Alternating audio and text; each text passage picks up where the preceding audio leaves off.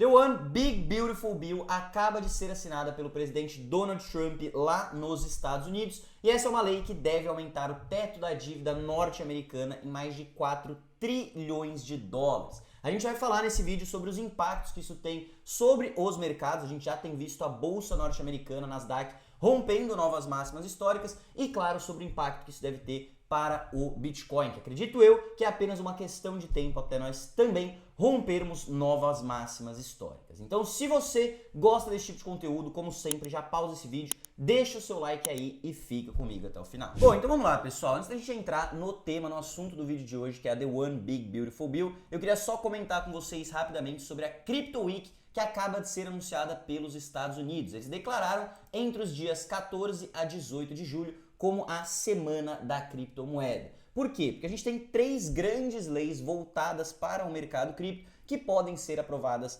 nessas datas. São elas o Clarity Act, que é uma lei que pretende trazer clareza de regulamentação para o mercado de criptomoedas como um todo. A gente tem o Anti-CBDC Surveillance State Act, que seria uma lei para proibir a criação de um CBDC, ou seja, uma moeda digital controlada pelo governo do estado, e a gente tem o Genius Act, que a gente já falou aqui no canal também, que é uma lei que vem aí, né, para aumentar o uso de stablecoins e tentar garantir um pouco mais da dominância do dólar por meio do uso dessas stablecoins. E claro, também trazer regulamentação para esse mercado. Então essa é uma data que você tem que ficar de olho aí, que é uma data muito importante para o mercado de criptomoedas como um todo, certo? Dia 14 ao 18 de julho, nós teremos aí a Semana das Criptomoedas lá nos Estados Unidos. Bom, então vamos entrar agora no tema do vídeo de hoje, que é a aprovação da The One Big Beautiful Bill. Foi uma votação muito acirrada, de 218 contra 214 votos, mas a lei foi aprovada, tá? E o que seria essa lei, a The One Big Beautiful Bill?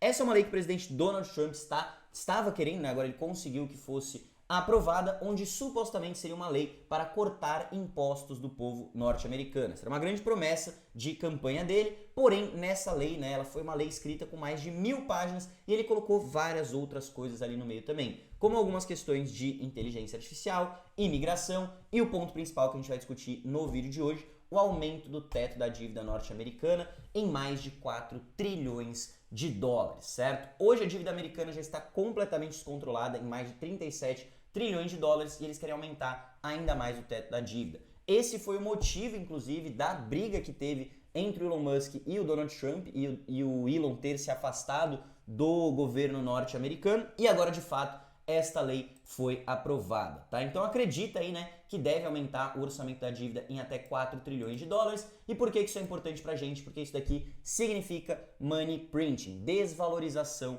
da moeda. Eles vão ter que colocar dólares novos no mercado para ir rolando essa dívida aí. Cara, isso faz com que o dinheiro se desvalorize e ativos escassos, seja o ouro, o Bitcoin, as ações, casas, imóveis, qualquer coisa, se valorizem com esta questão, certo? Então, se você observar o gráfico da Nasdaq, a bolsa norte-americana, ela já está rompendo novas máximas históricas e eu acredito que é só uma questão de tempo até o Bitcoin também acompanhar esse movimento. Se você olhar o índice de liquidez global, né, o quanto de dinheiro que tem sido imprimido nos últimos tempos, ele vem vindo em disparada e alinhando, né, o gráfico do M2 com o gráfico do Bitcoin, você pode ver que o Bitcoin sempre tende a seguir a liquidez global. Quanto mais eles imprimem, mais o Bitcoin se valoriza. Por quê? Porque o Bitcoin ele só vai ter 21 milhões de unidades para todo o fim dos tempos, certo? Então ele é o ativo mais escasso que a gente tem no mundo hoje. Então ele é o ativo que mais ganha, mais se valoriza com a liquidez global. Inclusive ele acompanha a liquidez, se você observar no período de 12 meses, com uma correlação de mais de 83%. É o ativo que mais tem correlação com essa questão da impressão de moeda, do aumento da liquidez global. E neste cenário, a gente já tem vários big players se preparando para essa próxima grande pernada do Bitcoin, certo? Então esse foi o assunto do vídeo da semana retrasada que eu trouxe aqui para vocês. Vou deixar linkado aí na descrição, inclusive, depois assistam, né? Que seria um vídeo falando sobre o fim do ciclo de 4 anos e que o Bitcoin nunca mais será o mesmo. E por que a gente estava falando sobre isso nesse vídeo? Porque agora a gente finalmente está vendo as grandes corporações, as grandes empresas, estados e até países entrando para o nosso mercado, entrando para o Bitcoin e de fato as regras do jogo mudaram, certo? A gente discute isso no detalhe naquele vídeo lá, um vídeo de 20 minutos, mas eu vou falar por cima aqui, né, só para vocês terem uma noção do impacto, como eles realmente estão chegando fortes, esses big players, tá? Então, só neste último ano, mais de 51 empresas adicionaram Bitcoin para o seu tesouro. Então, a empresa que tem o caixa ali, né, que normalmente eles deixavam em dólar ou então em títulos de dívida, agora a gente tem cada vez mais novas empresas acumulando Bitcoin e colocando na tesouraria da empresa. Inclusive, se a gente vê as 100 maiores empresas aqui que tem Bitcoin, juntas hoje elas já holdam mais de 850 mil Bitcoins, ou então mais de 85 bilhões de dólares. Com destaque aí, né, claro, para MicroStrategy, que tem sozinha aí quase 600 mil Bitcoins, mas a gente tem cada vez mais outras empresas aqui comprando. Inclusive, a Melius, né, uma empresa brasileira, também está metendo marcha na aquisição de Bitcoin. Os caras estão entupidos até o talo de Bitcoin. É muito legal ver uma empresa brasileira aqui se destacando neste meio também, certo? Então, temos de fato os grandes players chegando para o nosso mercado. Você pode ver que no último quarto aqui, né, a gente teve as grandes empresas, né, as public companies, acumulando mais Bitcoins até do que os ETFs, que estão sendo uma loucura, um dos ETFs mais lucrativos de toda a história, tem um crescimento de 18% no Q2, enquanto os ETFs tiveram um crescimento de apenas 8%, certo? Porque também o crescimento dos ETFs já vem de muito tempo, as empresas elas estão chegando mais recentemente, mas cada vez mais a gente está vendo novas empresas chegando, tá? Isso não quer dizer que os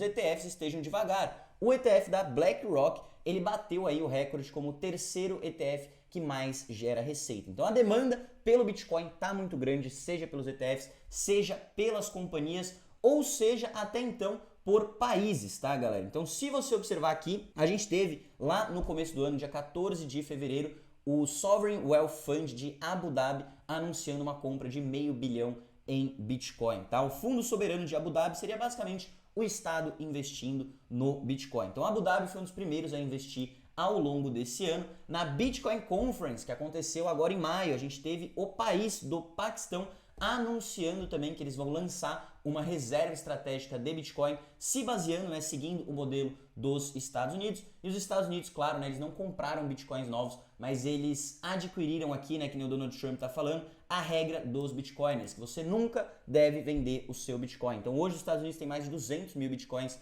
de apreensões e eles não vão vender nenhum desses Bitcoins. Então, olha o cenário que a gente tem desenhado para o Bitcoin.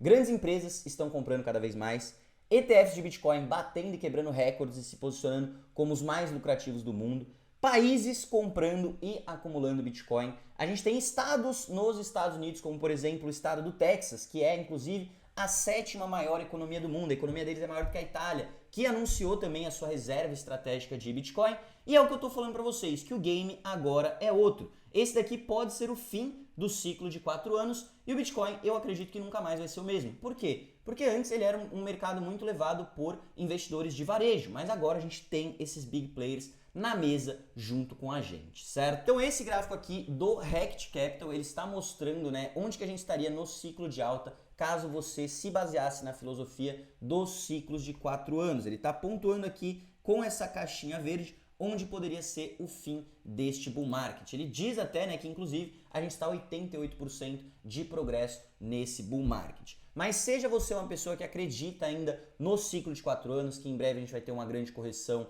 ou não, se você está mais com a minha filosofia desse vídeo, que talvez o Bitcoin não veja mais essas grandes correções, e sim grandes empresas, estados e países acumulando Bitcoin aos poucos ao longo do tempo em uma subida mais linear, sem muita volatilidade. A questão é que não importa se você está de um lado ou do outro, ele também acredita que a gente vai ter aí de qualquer forma essa última fase mais parabólica de explosão do preço e novas máximas históricas, certo? E a grande pergunta é, cara, até onde que o Bitcoin pode chegar? Se você olhar a análise gráfica, que é a análise técnica, né, a gente tem um padrão ombro, cabeça, ombro, que nos daria o alvo de 150 mil dólares. O que pode fazer muito sentido porque a gente tem vários e vários shorts para serem liquidados na casa dos 120 mil dólares. A gente tem inclusive mais de 6 trilhões de dólares para serem liquidados caso o Bitcoin rompa a casa dos 120 mil. Quando a gente tem um grande evento de liquidação assim, o preço tende a dar uma grande disparada. E além de quebrar a casa dos 100 mil, os 150 mil seria o próximo grande marco ali